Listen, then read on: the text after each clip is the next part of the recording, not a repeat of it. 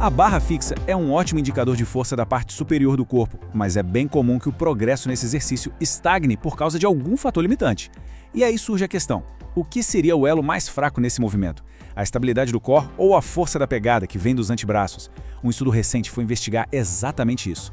Primeiro, vamos entender o problema da barra fixa. Depois, como o experimento foi desenhado, quais foram os resultados encontrados e qual a explicação para eles. E por fim, o que a gente pode tirar de lição prática disso tudo.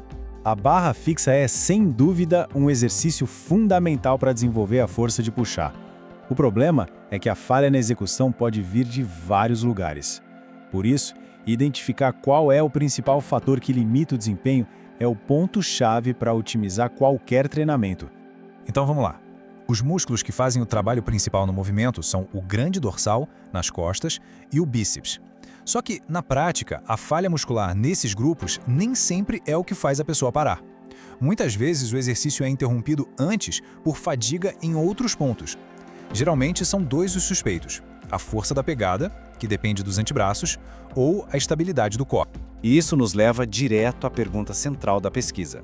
Se o objetivo é fazer o máximo de repetições possível na barra, qual treino suplementar funciona melhor? Focar em exercícios para o core ou em exercícios para os antebraços? Para conseguir responder a essa pergunta, os pesquisadores precisavam isolar as variáveis.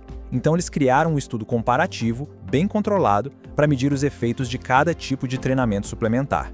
O estudo durou 8 semanas e foi feito com 30 estudantes universitários do sexo masculino. Um detalhe importante: todos eles foram classificados como fisicamente inativos. Os participantes foram separados em 3 grupos. É importante entender que todos eles fizeram exatamente o mesmo programa de treino de barra fixa. A única coisa que mudava era o treino complementar. Um grupo, o de controle, fez um treino intervalado de corrida. O segundo grupo focou nos antebraços, com exercícios como rosca-punho e farmer walk. E o terceiro grupo focou no core, fazendo pranchas, elevação de pernas e por aí vai. A metodologia foi bem direta. Primeiro, fizeram um teste inicial com todo mundo para medir o ponto de partida, máximo de barras, força da pegada e tempo pendurado na barra. Depois, vieram as 8 semanas de treino, com cada grupo seguindo o seu protocolo. E no final, repetiram todos os testes iniciais para ver o quanto cada um melhorou. Ok, passadas as 8 semanas e com todos os dados em mãos, chegou a hora de analisar os resultados. E eles foram bem reveladores. 222,5%. É um número bem expressivo, né? Mas ele representa o ganho de quê e em qual dos grupos? Pois bem, esse número todo foi o aumento percentual de repetições de barra fixa no grupo que fez o treino de antebraço. A média de repetições deles simplesmente saltou de 4 para quase 13 em apenas 8 semanas. É um ganho de 222,5%.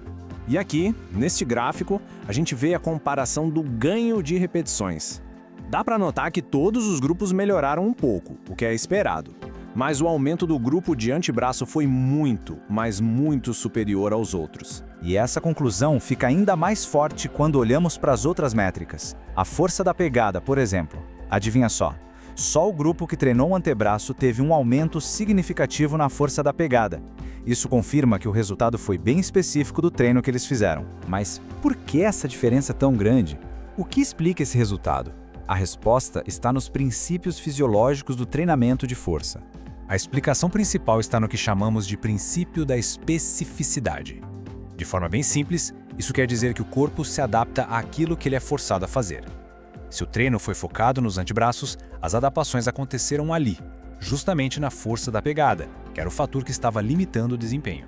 Pensa no movimento da barra fixa como uma corrente. A pegada é o elo que conecta o corpo à barra.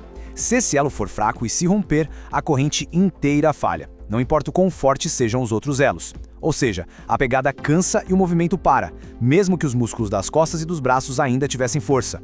Ao fortalecer a pegada, esse elo mais fraco é removido e aí sim os músculos maiores podem trabalhar até o seu limite real.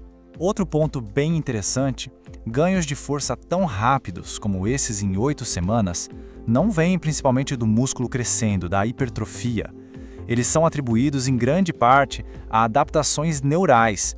Isso significa que o sistema nervoso se torna mais eficiente. O cérebro aprende a recrutar melhor as fibras musculares que já existem. Ok, com base em todos esses resultados, o que a gente pode levar para a prática, para o treinamento do dia a dia? A conclusão principal do estudo é bem clara e direta. Se o objetivo é melhorar o número de repetições na barra fixa, incluir um treinamento específico para os antebraços é uma estratégia extremamente eficaz. E a aplicação prática disso é bem objetiva. Os próprios pesquisadores recomendam integrar de 10 a 15 minutos de exercícios para antebraço 2 vezes por semana é uma ótima forma de otimizar o desempenho em todos os exercícios de puxada.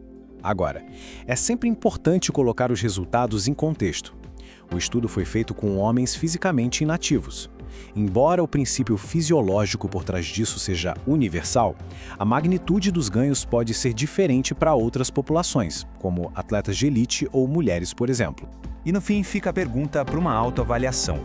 No seu treinamento, será que a pegada é o seu elo mais fraco? Porque identificar o verdadeiro fator que limita o desempenho é sempre o primeiro passo para otimizar o progresso.